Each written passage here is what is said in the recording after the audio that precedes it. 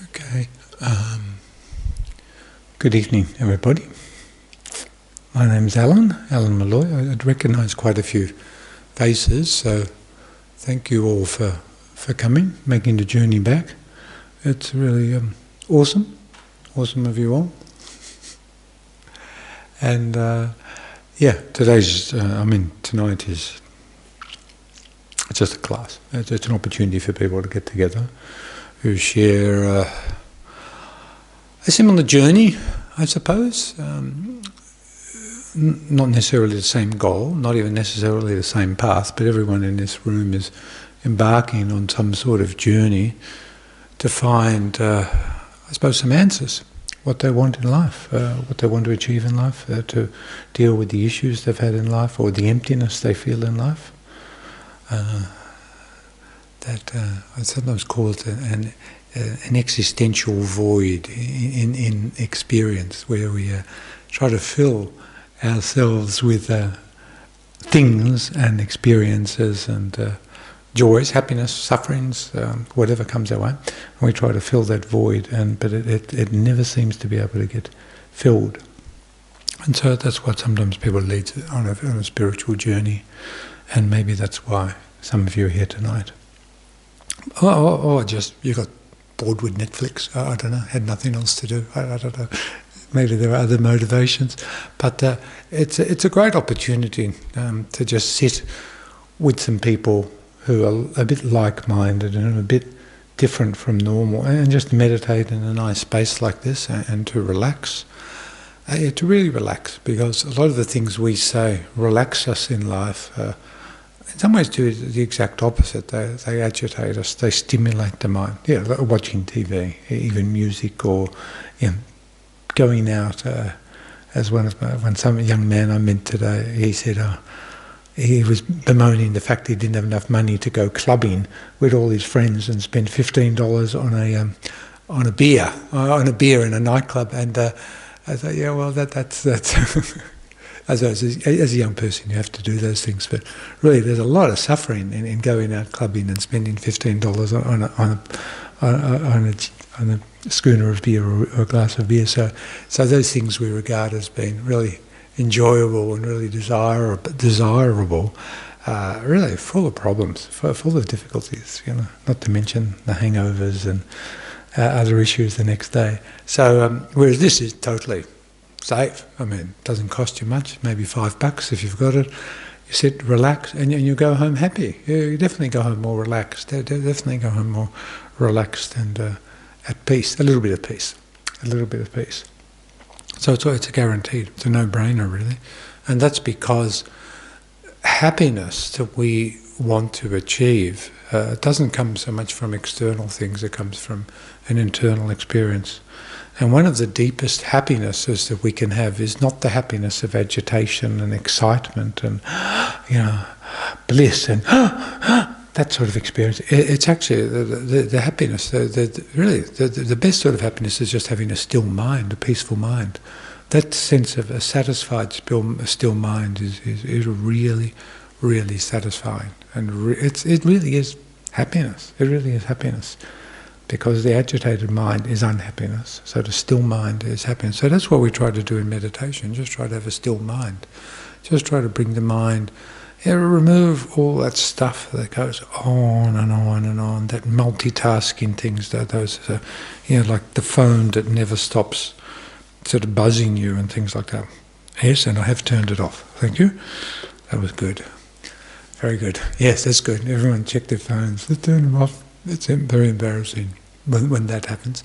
So that ceaseless chatter is a cause of it's unhappiness. It really is unhappiness. But we think it's happiness because we've been trained to do it.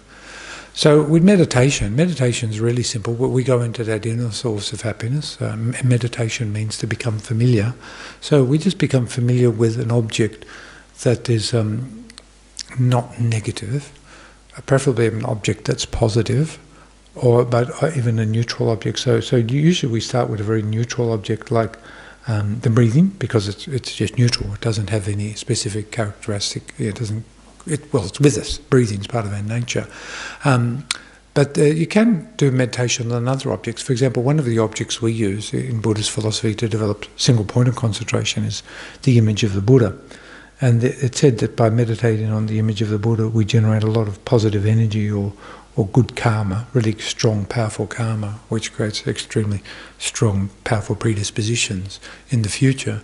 And by just meditating and focusing on the image of the Buddha and holding that image in our mind, a mental image, not, we don't look at we look at the statue a bit to familiarise ourselves with it, but then we just meditate mentally on the image of the Buddha until our mind stabilises on the image of the Buddha, and then develop that mental stabilisation. That's really good, because that's a very positive mental image, mental experience, and so it generates a lot of positive energy, as well as giving that peace from non-agitation, that peace of non-agitation, I suppose we say. So we'll just do a little bit of meditation now, just like we've done every time. And we do, it's just simple, the breathing meditation. I've been doing this now for well over 45 years and still haven't nailed it. So it doesn't matter if you don't nail it today or tomorrow or next week. The main thing is to keep it trying, because every time we try, it gets, something happens. It's not, this is a journey, this is not the goal. We're not going to achieve the goal today. As I said in the first statements, we're all here on a journey, and part of the journey is to be going to the inward source of happiness rather than the external. So with the breathing meditation, the breath comes in through the nostrils down to the diaphragm, because we use diaphragmatic breathing rather than chesty breathing, and then we exhale via the nostrils. Not too loud and not too soft, and we don't control it, we don't try to hold the breathing, and it's just a very natural sort of rhythm. Then in terms of the posture, you can sit in whichever way you like. Just one of the things that's important is to have a very straight back, if that's possible, because the straight back keeps the energies, we talk about subtle energies in the body, like where the winds and channels move. This is the metaphysical, the psychophysical aggregates of the body. So we have the body, the physical form, then we have the mind, which is clear and knowing, and then we have what acts as the intermediary between those two, is the psychophysical aggregates, and they sort of allow the mind to function and the mind to interact with the physical form. So by having a very straight back, we allow those energies to flow more in a less obstructed manner through the body. So it's good for your health and everything. It's also good for your health to sit, and that mainly to sit with a very straight back, because the straight back is the most important thing. So you can even lie down on the floor. It doesn't matter, especially if your back's really sore. But if you lie down on the floor, you tend to fall asleep, and that's a little bit embarrassing, and especially when you snore. And so if you can lie down on the floor and stay alert, you can do that. But otherwise, in a chair is fine, or sitting on the floor, whatever's comfortable. And then we'll just do simply breathing meditation for about 10 or 15 minutes, and maybe a bit longer today. And just because we've got too many thoughts in our mind, too many worries, too much depressing news, too many things to worry about. And we can leave all that behind for the next maybe 10 to 15 minutes, depending how we go. Okay, so get in your comfortable meditation posture so that you won't have to move too much in the next 10 to 15 minutes. And then just relax. Bring your thoughts into the room. Keep your thoughts inside your body, and then keep your thoughts on the breath. Just begin the breathing meditation.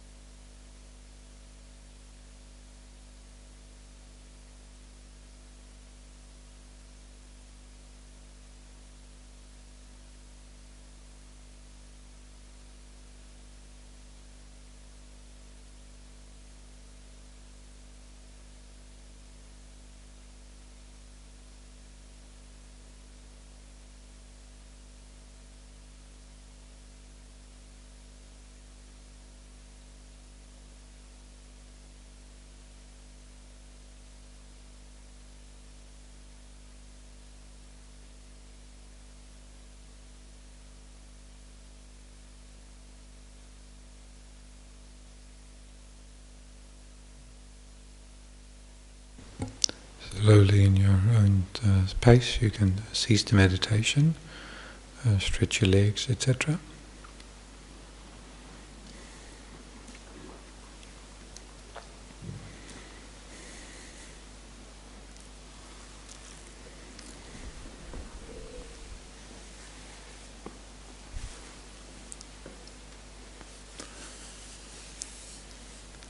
Good.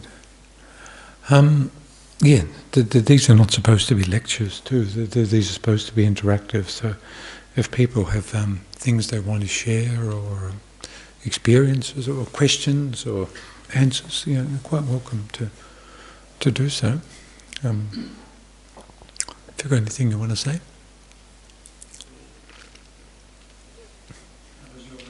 Oh, that was the one I was really... Oh, it's good, yeah. I wasn't here last Monday because I was leading a retreat, a fasting retreat up in Bendigo at our sister centre. And it was what we call Nyungne, where we fast and we meditate and we do a lot of prostrations. And then not only don't we eat, but we don't drink for a substantial period of time. So it's very interesting how the body changes and the mind changes. And a lot of people were asking, well, what's the most difficult thing about this retreat? And I said, well, it's to control your mind. It's not to control the body. Stop eating, stop drinking, and prostrating, and meditating, and doing all those physical things. But really, it's the most important thing is to control your mind. Like don't sort of fixate on stuff like pizza, you're sort of having, or cold water, or sort of fruit juice or something like that. They don't fixate on those things. Always have mindfulness. So having mindfulness, the reason you're here is for a short period of time. So on the Saturday we get up quite early before sunrise and take precepts, which is the moral discipline, the 24-hour moral discipline. And we had the Geshe up there give us the vows, which was really special. And then we keep, every morning we take those vows for 24 hours. So there are different sorts of vows that we can take in Buddhist philosophy, but this is the 24-hour ones, where for 24 hours we try to take the vows very purely. And then on that day we have one meal, and we can drink and we can talk, and we do 3 sessions, quite long sessions of meditation, prayer and prostrations.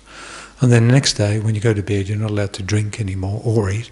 And then, so no drinking, no eating, and you're silent. And then we get up in the morning on the Sunday, and no food, no water, no talking, etc. And then we do quite a number of sessions of the meditation that day. That day's a little bit hard. A little bit hard. It's interesting, I don't suffer anymore in these. I've done so many of them. I don't suffer anymore, but some people do. And then on the Monday we get up very early again, and we can break the fast around about 5:30 a.m. We have some water, and then we can have something to eat, and then on the Monday lunchtime we had something to eat again, and then we went into another cycle, and then then Tuesday we didn't eat or drink again, or were silent, and then we broke the fast again on Wednesday. So you can go through these like cycles, two cycles. It's really convenient to do one on a weekend or something. It sounds a bit dramatic, but it's actually really good. So it's really good for your body, extremely good for your body, extremely good for the mind. So it's great, yeah. So if ever you have an opportunity to take what's called a Nyungne, we do them here, now that COVID is open, definitely do it. Because the other thing is what we're doing is we're purifying. We talk about the concept of purifying and negativities, because negativities, in a broader sense, are that which obstructs us from achieving our goals, especially our spiritual goals. And the more negativities we remove, or the more negative influences in our mind, then the less obstacles we have to achieving our goals, especially spiritual goals. And the next thing we need is we need a lot of merit or positive energy, and we create that by doing virtuous conduct, like that's just keeping vows purely, and by doing the various prayers and rituals and meditations. That creates positive energy. So the combination of the two, removing negative influences and creating a lot of positive energy, means that we really easily achieve things in life. So that was great. It was great. Really, it's so important to do these sort of things, to energize yourself. Because this is great here, but at 9 o'clock we're going to finish and you're out the door. You're going to turn on your phone, there'll be some messages, there'll be somebody wanting you, you're going to go home, you're going to start thinking about stuff, and sort of it's over. But when you go away and meditate, you can actually change the direction you're going in life. We're sort of ploughing along this way with that much momentum, but if we do enough progress, we do get a little bit of a deflection. It starts to deflect, and it's sort of a permanent deflection. Stuff happens and you go back, but it's not on that straight path anymore. It's sort of gone. But it requires effort. So it's cool. It's great. Anybody else? Any other sharing things? Cool. Well, what we had, we like to have a topic with these sort of things, gives people something to think about as well as experience. And one of the topics was sort of the mental health issues associated with COVID and the isolation and everything, and then what can spiritual philosophy add to that or help with. We have we have all these counsellors out there, we have psychologists, we have psychiatrists, we have medications we can take, we have hospitals we can go to, we can do all that sort of stuff. Well, we're not meaning to say that that's not necessary, but we're saying, well, what can spiritual philosophy add into it? And when we looked at some of the really prominent mental health issues associated with the COVID and the prolonged lockdowns, was the anxiety, the incredible stress that people were under, the anxiety, panic, and sometimes panic, and then loneliness was another one where we spoke about, and then the final one I want to speak a little bit about was depression. Now depression it's hard. I mean, they're all hard, but depression is really, really hard. There is no one magic cure for depression. I mean, we've probably all tasted depression at some stage in our life, or someone close to us has been afflicted by a horrible illness of depression. It's a terrible thing, and it's very dangerous too. It's very dangerous. So there's no one easy answer. No 25 words that makes it evaporate. It's a process. What can we offer? Now, everything we do in here benefits. Like the Nyungne we did, this fasting retreat, that benefits. Just coming here and meditating together, being amongst people, that benefits.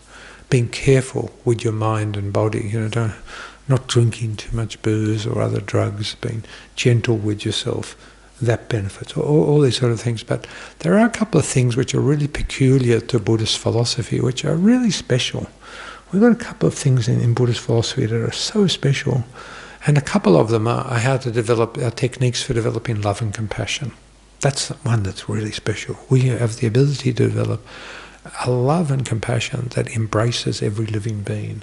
It's extraordinary, the meditations on love and compassion. So that's the method side, what we call the method side. And then there's the wisdom side. The wisdom side is amazing because we have what's called, in the wisdom side we are analysing and finding what is the ultimate nature of reality. The ultimate nature of reality. And that's the wisdom side. These are so special, these two paths we've got, because we're not a philosophy which gives you a book and says you must read this book and memorise it and believe everything in it. No, I mean these are some of the words that the Buddha's taught over there, and these are the commentaries thereafter. They're all disputed. They're all discussed and analysed. You don't get this book and read it and memorise it and that's it. You must understand, and that's because to understand subtle things such as the ultimate nature of reality, it requires a flexibility of mind and requires us to sort of destroy our current perceptual framework and then rebuild it as something else. Okay, for example, so with depression, what is depression? Depression is a sense of incredible sadness. It's despondency. It's a big black hole you fall into. It's despair. It's seeing no point in life. It's seeing frustration. There's no way out. It's darkness. It's like you're in a hole in the ground. It's the black dog. It's all those things. Now, in that experience, just like any intense experience in life, whether it's anger or jealousy or even intense love or lust or desire or whatever, there is a real, at the basis of that is this concept of I am the experiencer. I am the experiencer. And the experience is there, it is something concrete. I am here really solidly, concretely, existing here from my own side. And that experience I'm having, that really horrible experience, say depression or anger or jealousy, fear, anxiety, whatever, that really exists. It is a monster out there that is engulfing me. It is I am drowning in it, and it is consuming me.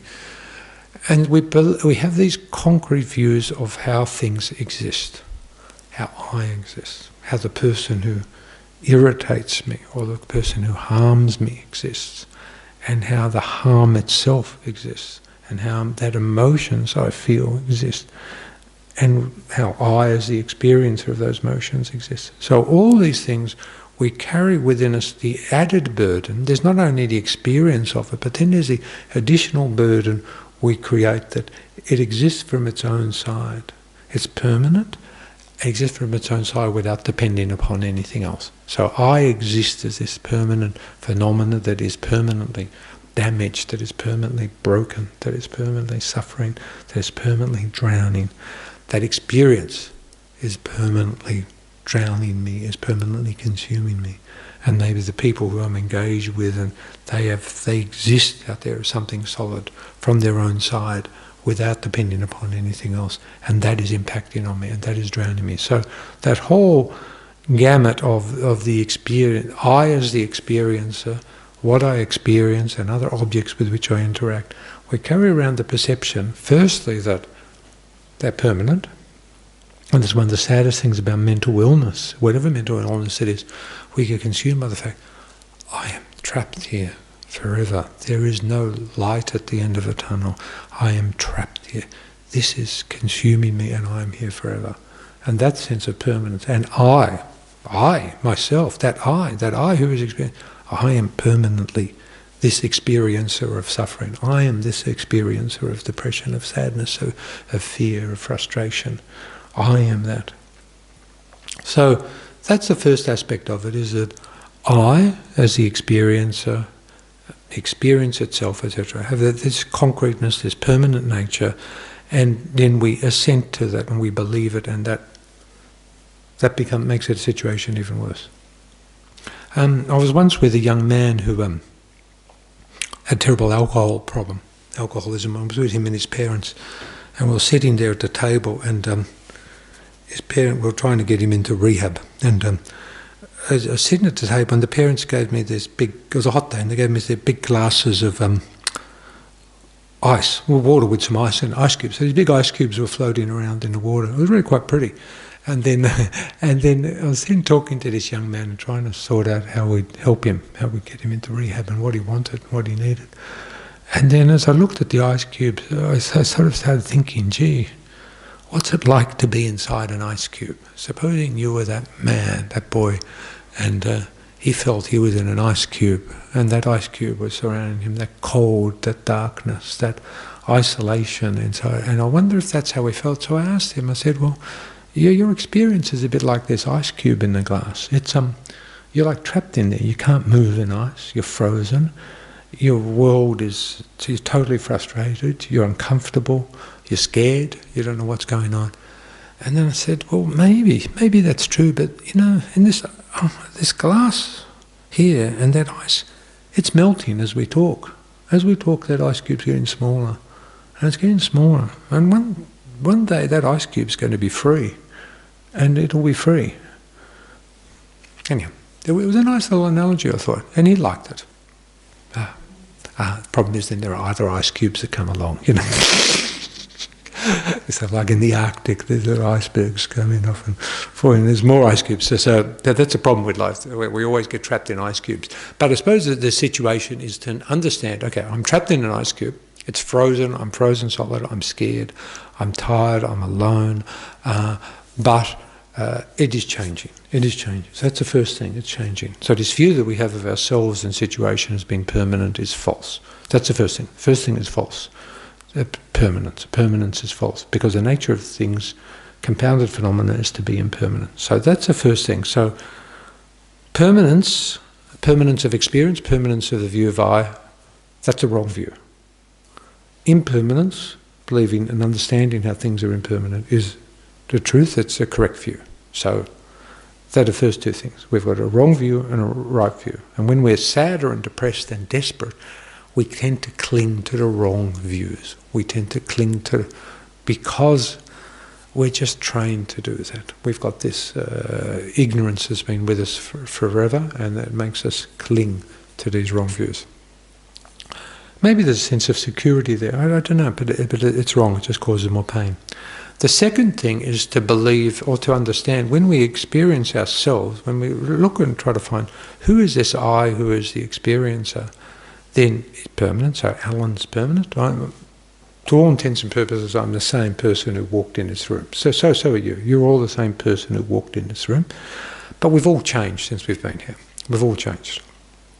Our bodies have changed, our minds have changed, everything's changed. And that's because of causes that have occurred. So we believe that I am sort of like, I am like independent. I exist from my own side without depending upon anything else. And the people I interact with, especially the people who cause me problems, they exist from their own side without depending upon anything else. The things I engage with, everything, this depression, this sadness, this frustration, this despondency, that exists from its own side. And because it exists from its own side without depending upon anything else, I can't do anything about it. It is here forever. It is going to entrap me because it exists from its own side, from its own momentum, without depending upon anything else. Now that is a wrong view, because everything depends on causes and conditions. Everything depends, to some extent, on causes and conditions, on the other, or something interacting with it, something that makes it known. So these wrong views of myself as existing permanently and independently, as the people who cause me harm, or the people who cause me frustration, or hurt me, or disappoint me, who break my heart, those people existing from their own side as permanent and independent. And then the situation, that fear, that loneliness, that melancholy, that sadness that I experience in depression, for example, that is permanent and it exists from its own side without depending upon anything else. So they are the wrong views, because in reality, when we look at things, when we understand things, when we try to analyse, things are impermanent. They're just like that ice cube melting in that glass of water. Every moment it becomes a bit smaller. And also, things are not independent. Everything interacts. Just me talking with you now, and just you being here with others, has changed you. We change because of the experiences we're in. So, those two factors. We believe things are permanent, they're impermanent. We believe things exist, including myself, as the experiencer of these tormenting emotions. This experiencer of tormenting emotions, Alan, is permanent, and he exists from his own side without depending upon anything else. That's what I believe. But in actuality, Alan is impermanent. He's changing. And he changes because of causes and conditions. All the causes and conditions. And we can talk about those ad infinitum. But it just goes to show that things aren't as solid. So there's a solid thing, and that traps us and gives us no escape. We are trapped in here. This gives us an opportunity to be free. This gives us an opportunity. So it's sort of like a bit of a choice. Where do we want to be? We want to be trapped, we want to be free. Trapped, free, trapped, free, trapped, free. Where do we want to go? It's sort of nice being trapped. You just don't have to think. You sort of just go, I'm just going to feel sad, and I'm going to feel depressed. I'm going to hide there and beg for help, and maybe somebody will help me. Oh, wait a minute, maybe I can be free of all that. Maybe, wow, if I understand this, what is the potential? And the potential in our school of philosophy is not only that we can deal with the unpleasant situations of this life, but because we believe in future lives and great karma and the future lives, we can actually break the cycle by understanding the way things exist. We can actually break the cycle of existence because it is this wrong view that grasps that things as being permanent and independent, existing from their own side without depending upon anything else. Not only does that cause so many problems in this life, and anguish and pain, but it actually traps us into repeated rebirth and after rebirth after rebirth. So it traps us in cyclic existence. We call it cyclic existence or samsara. So that is what we call the root of cyclic existence. That's the root of cyclic existence. When we deal with that, understand its deficiencies and develop the right view of things are impermanent and that things are dependent, then we shatter that view, and then we, not only in this life, we get over stuff better, but we actually break. The potential there is there is the potential there to break this cycle of repeated rebirth, and then we become like a Buddha.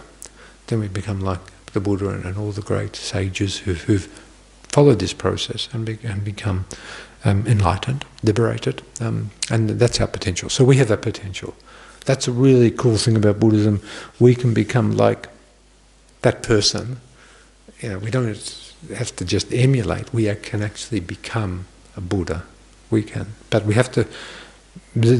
What I've said tonight is so important because that is the basis of becoming the Buddha. So with this simple knowledge, you become Buddha. Now, what we're going to do is just, how do you do this? Well, you've got to meditate, you've got to listen to people like me talk about it, you've got to read, but you also have to meditate. So meditate sort of makes a deeper imprint. So we're going to do a little brief meditation on just impermanence, on the impermanence of yourself, just yourself, because we're going to go back in life, because we sort of, life. As you get older, life becomes quicker, doesn't it? Time becomes quicker. When you're young, time lasts forever, but as you get older, the time really goes quickly. So we're going to just quickly, this is a really simple meditation. We're going to just go, okay. Actually, I know what we'll do. Yeah, we'll do something new. We'll start as a baby, okay? We'll start from when we're a baby. Okay, we're a fetus. No, before that.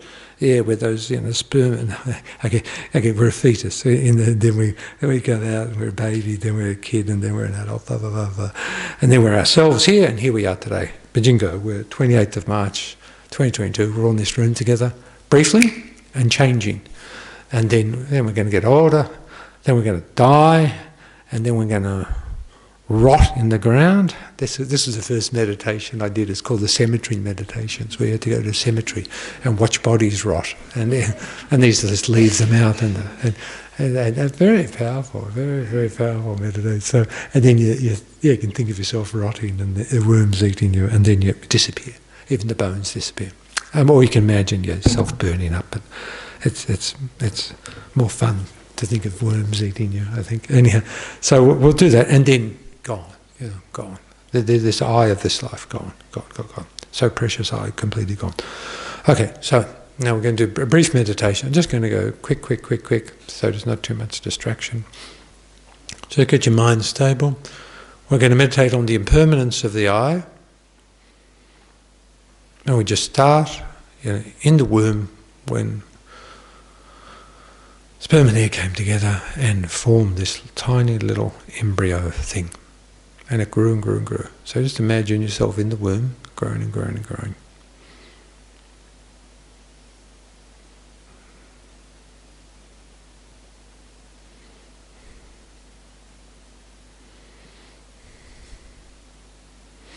Now when you're in the womb, the limbs form. You get arms, legs, face, head, internal organs, and they just develop more and more. You still have no conception really of I, but there's feelings. You start having feelings. You start experiencing things.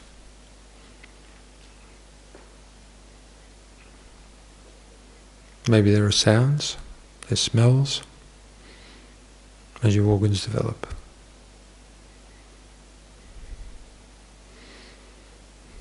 Then you're fully developed. You start swallowing.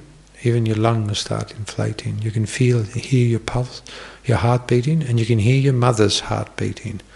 You can hear her intestines growling, and there are smells, really strong smells. And you feel incredibly cramped and crushed inside. And suddenly one day there's a tumultuous experience. You feel like you're being crushed, between two giant structures as you get forced out of the womb, and suddenly you're outside, and there's lights and rough cloth around you, there's noise, and for the first time you take air into your lungs and you cry.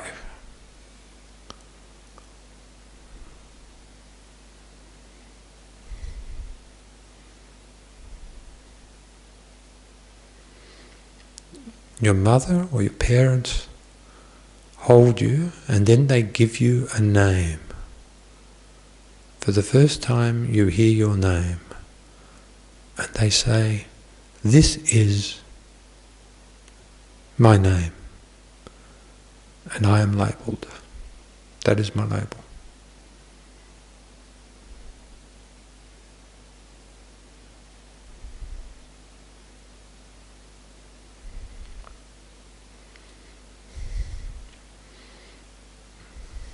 Then I grow quickly. I suckle, I eat, I walk, I begin to talk. And there's still this name. Wherever the name is called out, you go, "This is me, this is I." And I grow taller and stronger, faster. My words become more complex. And in school, the teacher yells out my name, and I say, "Yes, that is I, this is me." I become an adult, and my body becomes at its peak. And I look in the mirror before I shave or before I put on my makeup in the morning, and I say, "This is I, this is me."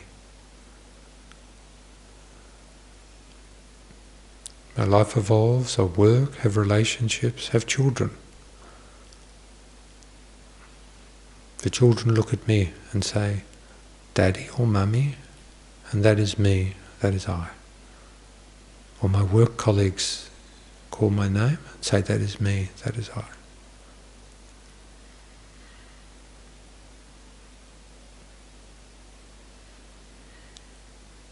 I grow older, the body starts to hurt. Disease starts to ravage it. The doctor calls out my name and says, "You are ill. You don't have long to live." But still there's I, this name. It's the same name of the baby, the same name of the youth. But now, this I is going. Now I'm in bed, I can't get out.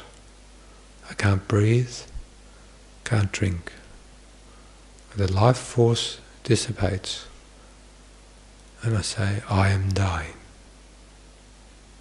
I am dying."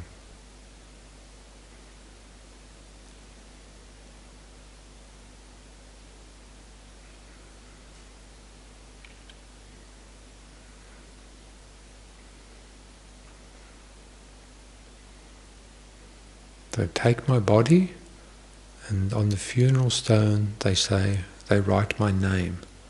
Here lies Alan, here lies John, here lies Mary. My name. And in the box that contains my carcass, it rots and rots until there is nothing left, not even sand, not even dust. But it's still my dust, my rotten bones.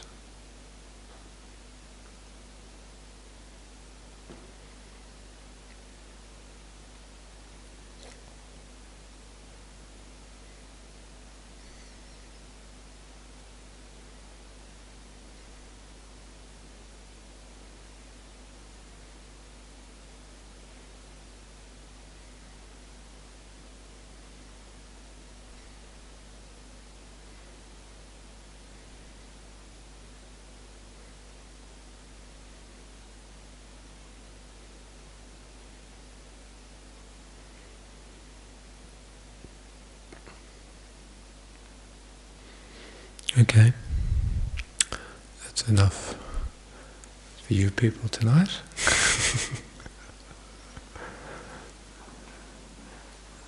Very good. So, so, I mean, that's how you meditate on him. That's one way to meditate on impermanence, gross impermanence of birth, sickness, aging and death.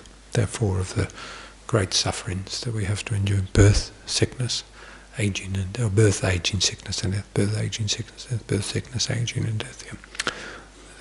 Never stop meditating on those. And then it makes life meaningful because, puts things into perspective. Now, so I want to stop talking, but somebody's got to ask a question, otherwise we have to sit here in embarrassing silence for the next 5 minutes. Hi, guy. Again. I'd just like to ask you, so a big part of Buddhism is this idea of suffering. Oh, yes. Suffering. I think here in Australia, most of us live quite privileged lives. I don't feel like I have to suffer that much in my life. Wonderful. Okay, so the basic tenet of Buddhist philosophy is suffering, and yet here in Australia, as you've said, we don't have a lot of overt suffering. Let me say, I'll say overt suffering, and you think you've had a very privileged life. Yes, we have an incredibly privileged life. In Australia, it's just we are like a god realm on this planet. In some ways, I think. But so overt suffering. Okay, when the Buddha taught, the Buddha went through an incredible process of asceticism and meditation before it became enlightened, and then he finally spoke. And when he gave his first teaching, he gave the Four Noble Truths, which is the basis of Buddhist philosophy, and that was that the basic nature of existence is suffering. So. Exactly what you said, yeah. The first thing that came out of Buddha's mouth was, guess what, dudes? It's all suffering. It's all suffering. Then he said, but there's a cause of the suffering.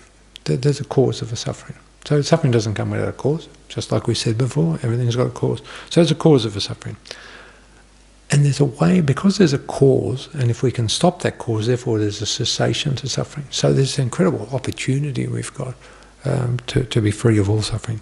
And then there's a path. There's a path to this, and that path involves whatever's written over there and whatever's written over there and whatever's experienced by the millions of practitioners over the years.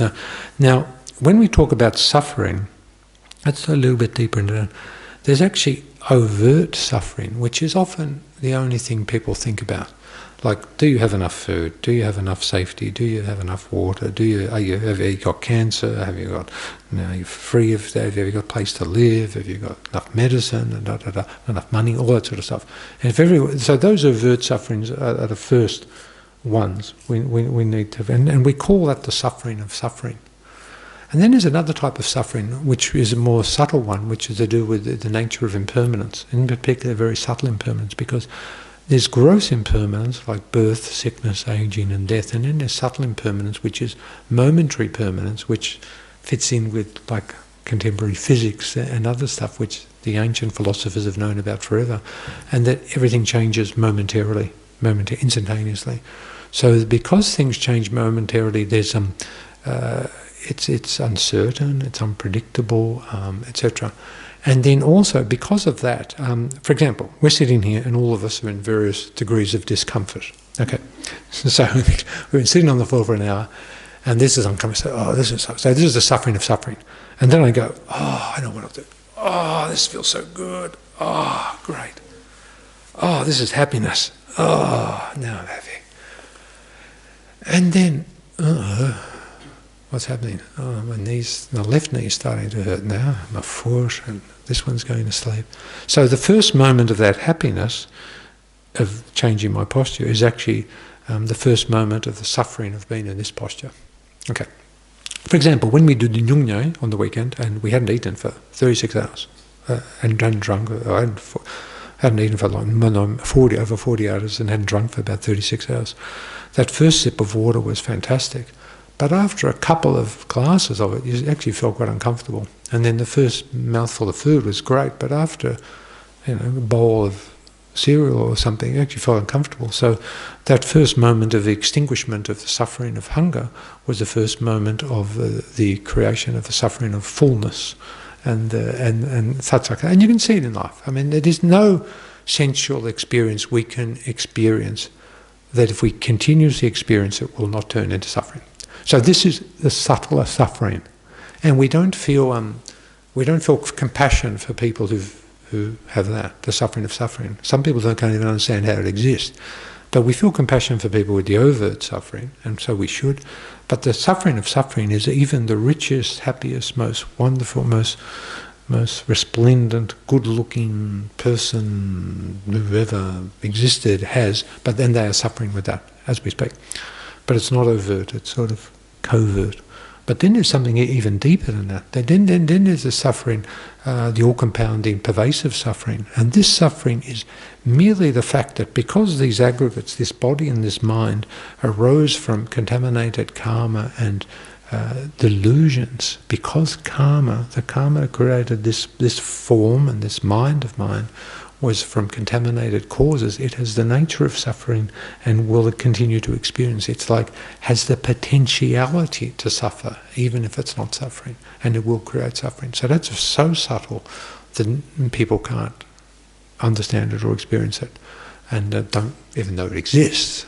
And so for that reason, yes, we're in this beautiful wonderland. We've got supermarkets full of food, we've got no Russian bombs raining down on us, we've got plenty to drink, fresh water, and we've got lots of free medicine. We're okay, everything's fine. But because we have the other forms of suffering, the suffering of change and the all-pervasive compounded suffering, our state, even the most happy, blissful state, is not free of anguish at a deep level. So that's a little bit. And I'm not trying to dampen your party. Have a good time. Enjoy yourself. Be happy. But just bear in mind, it is impermanent. And it's there'll be a day of reckoning. Anything else? Yeah, hi. I like the way when you were detailing, or made me think about the whole situation. The way you were detailing it sounded like a lot of suffering, with the baby being born. It almost feels like, it reminds me a bit of when the Buddhists say, like, we're born into suffering. Yeah, you were born to suffering, absolutely. Yeah. Well, it is. I've heard some of the teachers say, and they can actually recount the experience from their meditative experience, that they can actually recount it. And they say that the trauma of birth is so traumatic that it makes you amnesic of, like a baby. They can remember like past lives and things like that, but the trauma of it is so traumatic it makes you forget everything, From the very genesis, we're discrediting a lot of our traumas. Sorry, what do you mean? From the genesis of what we can remember, we're already discrediting our traumas. Oh, from the genesis we're already discrediting. It's like the beginning of being a human. Yeah. Well, beginning of being a human is pretty tough, yeah. You're conscious, you're not fully conscious of a lot of these things that really Yeah.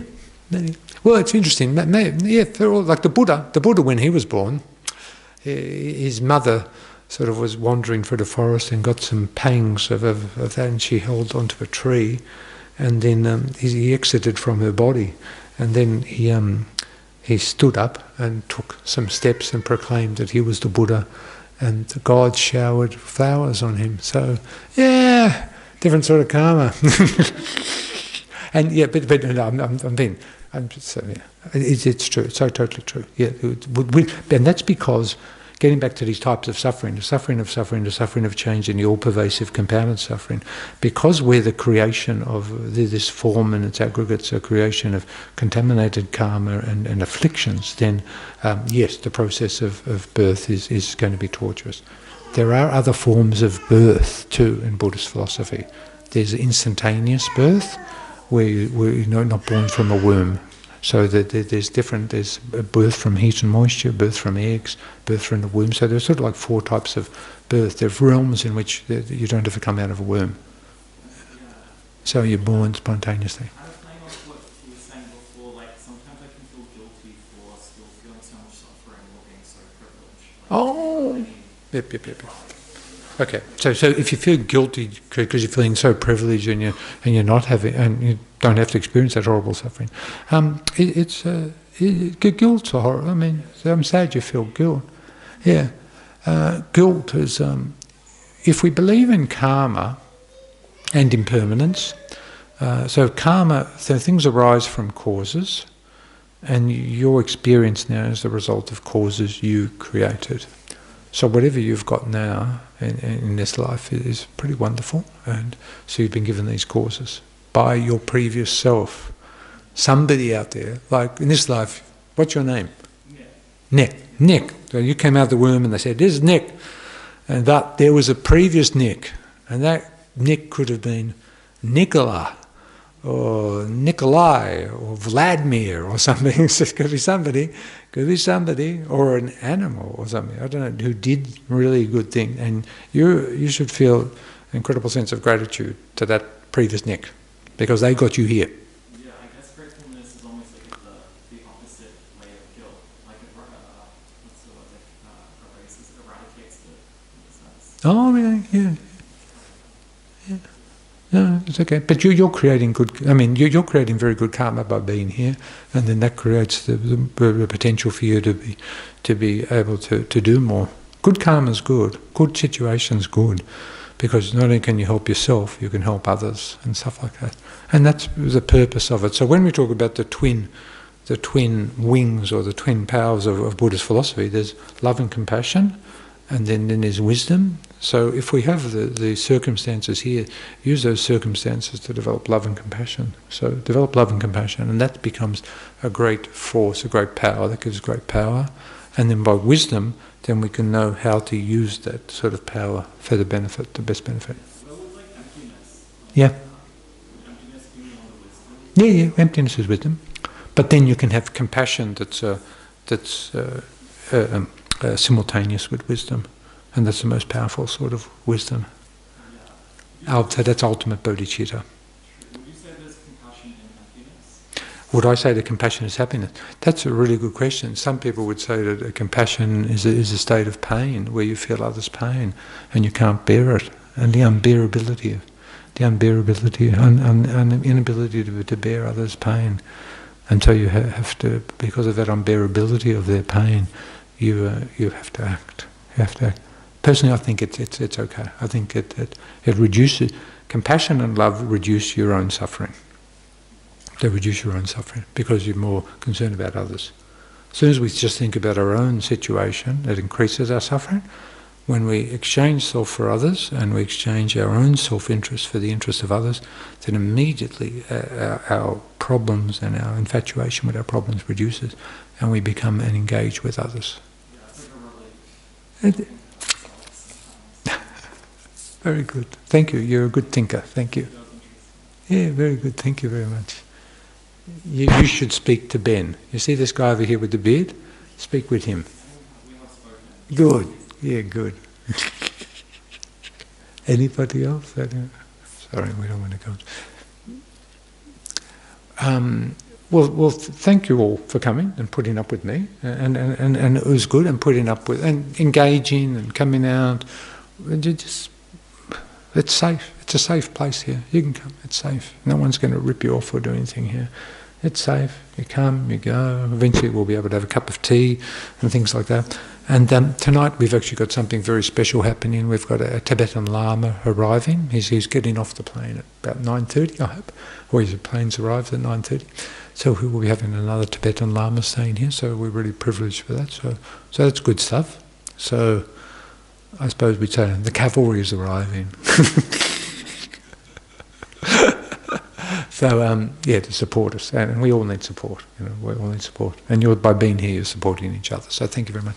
So I'm going to sit here, and anyone wants to chat or talk or anything, because we can't go up and but otherwise, look, go in peace, be safe, and there'll be somebody else doing this next week. So come on down. Yeah, cool.